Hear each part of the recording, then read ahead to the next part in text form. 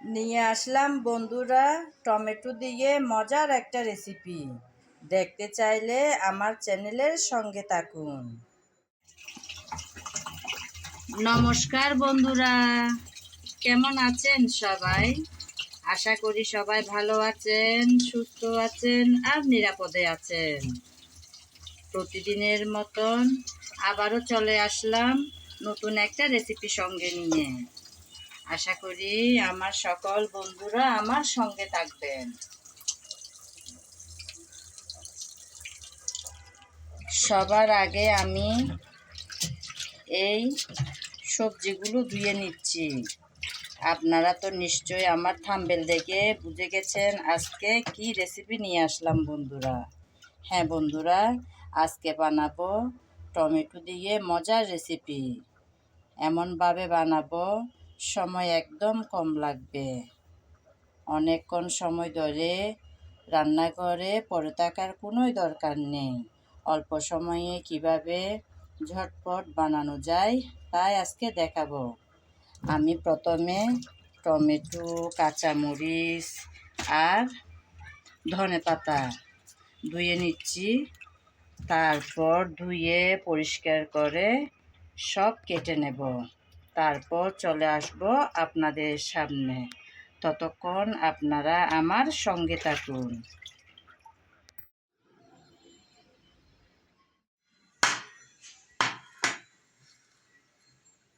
পানি থেকে ধুয়ে তুলে তারপর আমি ধনেপাতা, টমেটো আর কাঁচামরিচ কেটে নিলাম।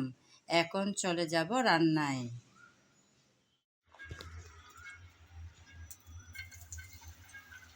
রেসিপিটা করব বলে আমি আগে থেকে চুলায় একটা প্যান বসিয়ে দিয়েছিলাম। তাতে দিয়েছিলাম সামান্য পরিমাণ তেল। তেল হালকা গরম হয়ে যাওয়ার পর দিয়ে দিচ্ছি কিছুটা পরিমাণ পেঁয়াজ কুচি আর রসুন কুচি। এখন পেঁয়াজ আর রসুন কুচি নেড়ে চেড়ে হালকা ব্রাউন কালার করে ভেজে নেব। তেল কিন্তু বেশি দিইনি, আমি কিন্তু একদম হালকা তেলেই এই পেঁয়াজ আর রসুন ভেজে নিচ্ছি।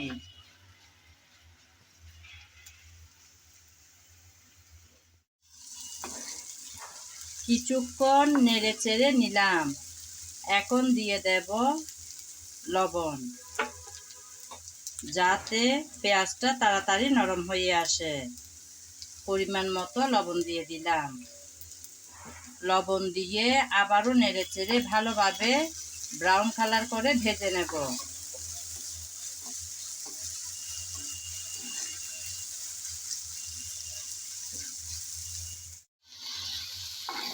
লবণ দিয়ে কিছুটা সময় ধরে ভেজে নিলাম। এর চেয়ে বেশি লাল করে কিন্তু আমি ভাজবো না, কারণ পরে আবারও ভাজা হবে সেজন্য।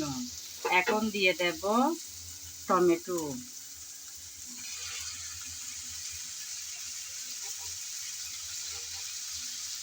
তারপর দেব কাঁচামরিচ,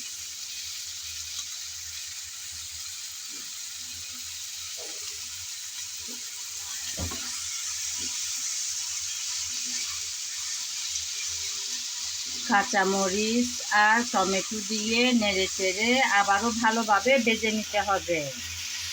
মরিচটা যে যেমন খেতে পছন্দ করেন ঝাল সেরকম দেবেন।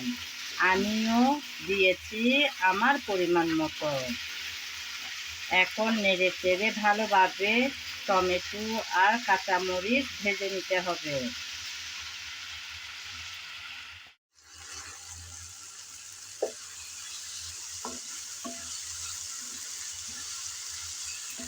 কিছুক্ষণ সময় ধরে টমেটোটা ভাজতে হবে, যাতে ভালোভাবে সিদ্ধ হয়ে আসে।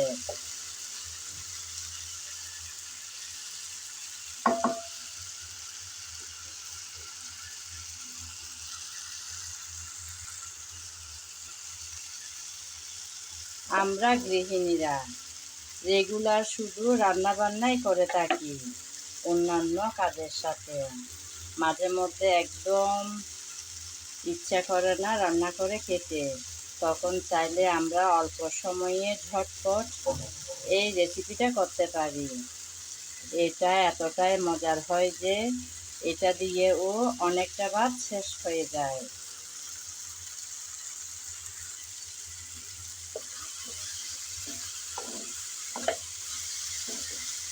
কিছুক্ষণ পর পর এসে কিন্তু নেড়েচেড়ে মিশিয়ে নিতে হবে, না হলে নিচে লেগে যাওয়ার সম্ভাবনা থাকতে পারে। কারণ আপনারা তো দেখেছেন আমি কিন্তু এখানে পানির ব্যবহার করিনি, তাই নিচে লেগে যাওয়ার সম্ভাবনা থাকতে পারে।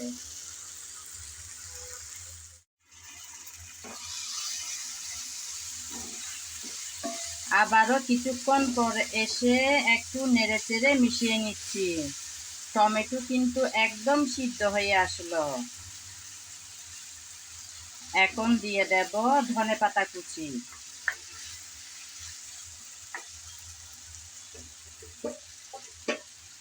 শীতের সময় যে কোনো ভর্তা রেসিপিতে একটু ধনেপাতা কুচি না হলে যেন নয়।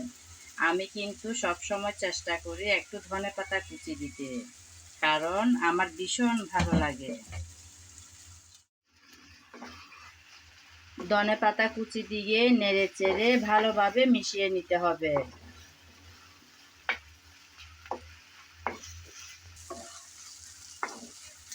ভালোভাবে মিশাতে হবে।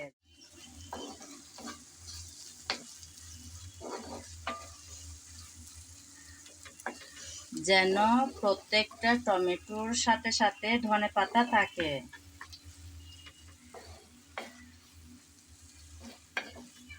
অনেকটাই রেডি হয়ে আসছে বন্ধুরা আজকের এই মজাদার রেসিপিটা।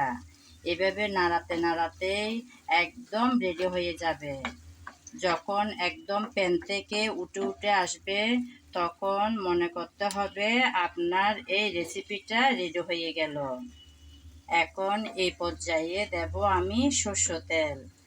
আপনারা নিশ্চয় জানেন ভর্তার মধ্যে একটু কাঁচা তেল না দিলেই যেন নয়, তাই আমি কিছুটা পরিমাণ কাঁচা তেল দিলাম লাস্টের দিকে, যাতে কাঁচা তেলের স্ট্রং ফ্লেভারটা থাকে। এই কাঁচা তেল দিয়ে আবারও একটু নেড়েচেড়ে মিশিয়ে নেব। চুলার আগুনটা কিন্তু একদম লোতে রেখেছি। এখন কিন্তু চুলার আগুনটা বড় করে দিলে হবে না, একদম লোতে রেখেই আমি নেড়েচেড়ে ভালোভাবে কাঁচা তেল মিশিয়ে নেব।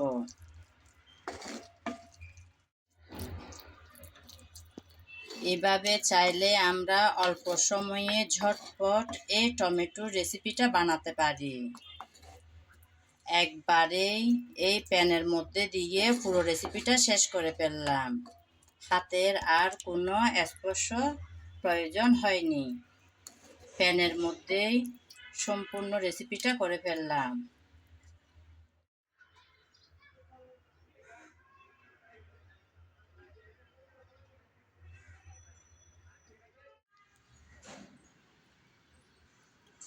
রেডি হয়ে যাওয়া মজাদার এই টমেটোর রেসিপিটা আপনাদেরকে পরিবেশন করে দেখাচ্ছি বন্ধুরা। দেখুন বন্ধুরা, কতই না দেখতে লোভনীয় হয়েছে। এই রেসিপিটা দেখতে যেমন সুন্দর, খেতেও হয় দারুণ।